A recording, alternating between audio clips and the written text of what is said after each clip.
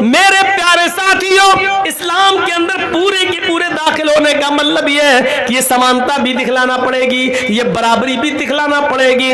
हाँ, तकवा भी अपने अकरबा के साथ इंसाफ भी करना पड़ेगा। मुल्क शाम हजरत उमर फारूक का बेटा गया हुआ था, एक जिहाद में जाना था, लेकिन वहां खजूर के पानी को जो सड़ गया था और नबीज उसमें किसी तरह नशा आ गया था, उसने वो पी लिया।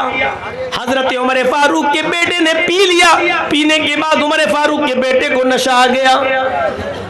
वो समझे कि ये खजूर का सड़ा हुआ पानी है, इसमें नशा नहीं है। पी गए। पीने के बाद पता चला कि ये तो नशे वाली चीज थी, लेकिन लोगों में मशहूर हो गया उमर फारूक के बेटे ने नशा किया है। वो अमर इब्ने आस के पास आए और कहा कि मैंने नबीज पी ली थी, मुझे कोड़े मारे जाए। हजरत अमर इब्ने आस ने उनको 40 कोड़े मार दिए। 40 कोड़े जब पड़ गए तो हजरत उमर फारूक को मदीने में जब पता चला कि मेरे बेटे को 40 कोड़े मारे गए, उसने नशा कर लिया था, तो एक घोड़ा भेजा, स्पेशल घोड़ा, और अमर इब्ने आस को एक लेटर लिखा, गवर्नर साहब मेरे बेटे को इस घोड़े पर बिठा के वापस कर दो और मदीने में भेजो। जब अमर इब्ने आस ने उमर फारूक के बेटे को मदीना में वापस करके भेजा तो बेटा सोच रहा था कि मेरे बाप खुश होंगे। बाप ने उनको घर में उनकी मां से नहीं मिलने दिया। कहा बेटे इधर आओ, इधर खड़े हो जाओ, मैंने सुना है कि तुमने मुल्क शाम के अंदर नबीज पी ली थी जिसमें नशा आ गया था। बेटे ने कहा हाँ। कहा फिर तुम्हें सजा मिलनी चाहिए 40 कोड़ों की। कहा मेरे अब्बू वो तो मुझे अमर इब्ने आस ने 40 कोड़े मार दिए, मेरे पीठ पे पड़ गए हैं, मैं आपका बेटा हूं, बेइंसाफी कैसे कर सकता हूं? 40 कोड़ों की सजा तो मैंने मुल्क शाम में अपने ऊपर खा ली। हजरत उमर ने कहा नहीं बेटे, वो सजा नहीं मानी जाएगी, सजा वो होगी जो मैं तुम्हें दूंगा। फिर 4 जल्लाद मुतय्यन किए और चारों के हाथ में एक एक कोड़ा दे दिया और एक जल्लाद से कहा 10 कोड़े मार के तुम हट जाना। फिर दूसरा जल्लाद मारेगा, दूसरे से कहा 10 कोड़े तुम मार के हट जाना। फिर तीसरा मारेगा, ताकि जो कोड़ों की सख्ती बराबर रहे और कोई थक न जाए। इसलिए एक आदमी 40 कोड़े नहीं मारेगा, बल्कि 4 जल्लाद जोर जोर से 40 कोड़े मारेंगे। जब 40 कोड़े पड़ गए तो बेटे ने कहा अब्बू क्या ये बेइंसाफी नहीं है कि 40 कोड़े मैंने मुल्क शाम में खाए, फिर यहाँ आने के बाद भी मुझे 40 कोड़े मारे गए, आखिर फिर मुझे वहां मुल्क शाम में क्यों मारे गए? वो कोड़ों का क्या होगा जो मैंने वहां खाया? उमर फारूक का जवाब था मेरे बेटे, मुल्क शाम के अमीर गवर्नर के ऊपर मेरा एतबार नहीं है, उसने तुम्हें कोड़े मारे हैं, लेकिन मेरा दिल कहता है उसने तुम्हारे साथ रियायत बरती होगी, जितनी जोर से मारना चाहिए उतनी जोर से नहीं मारा होगा, इसलिए कि तुम अमीरुल मोमिनीन के बेटे हो, इसलिए कि तुम उमर फारूक के बेटे हो। मैंने सोचा कि वहां तुम्हें पक्का और सच्चा इंसाफ नहीं मिला होगा, आज मिला है। मैंने 4 जिल्लादों से 40 कोड़े पड़वाए हैं तुम्हें।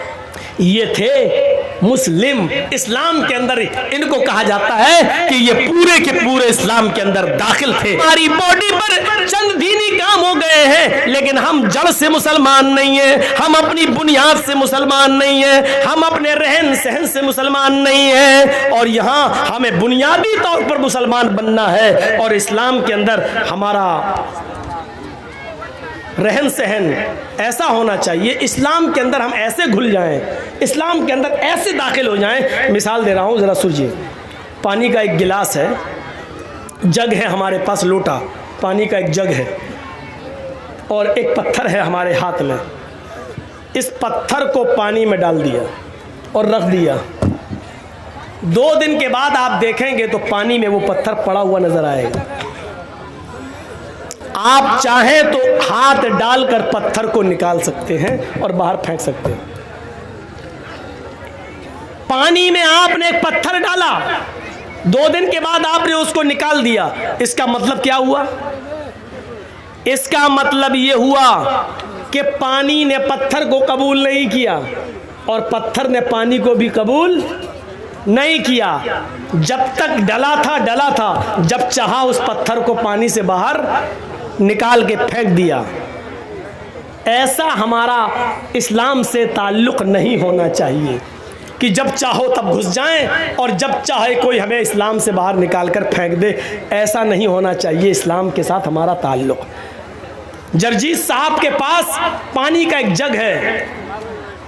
आपके यहाँ जर्दा बनता है? जर्दा, अरे वो मीठा चावल होता है, इधर नहीं बनता है, हम लोगों के यहाँ बनता है। तो उसमें खाने वाला रंग होता है। आपके यहाँ खाने वाला रंग तो बहुत सी चीज़ों में डाला जाता होगा। जलेबी में डाला जाता है, पुलाव में भी डाला जाता है रंग। आप जाइए और 2 रुपए का 5 रुपए का खाने वाला रंग किसी दुकान से ले आइए और वो खाने वाला रंग पानी के उस जग में डाल दीजिए। 2 दिन आप इंतज़ार आपको नहीं करना है, 1 मिनट भी आपको इंतज़ार नहीं करना होगा। आप थोड़ी ही देर में देखेंगे जैसे ही वो लाल या पीला रंग पानी में गया और पानी को पूरा का पूरा लाल कर दिया या पीला कर दिया, जो रंग पानी में डाला गया पानी उसी रंग में रंग गया। अब आप रंग को पानी से अलग करिए, हो जाएगा? जो रंग आपने पानी में डाला है, अब आप पानी से रंग को अलग करिए, नहीं होगा। और पानी को रंग से अलग कीजिए, वो भी नहीं होगा। न रंग पानी से अलग हो सकता है, न पानी रंग से अलग हो सकता है। दोनों ऐसे घुल गए हैं, ऐसे मिल गए हैं कि न पानी रंग को छोड़ता है और न रंग पानी को छोड़ता है। ये होना चाहिए हमारा इस्लाम के साथ घुलना, ये होना चाहिए हमारा इस्लाम के साथ ताल्लुक। जब हम इस्लाम में आ गए, मुसलमान बन गए, तो हमारी जान चली जाए, न तो इस्लाम हमसे निकले न हम इस्लाम से निकले। ये होना चाहिए पानी और रंग की तरह हमारा इस्लाम के साथ रिश्ता।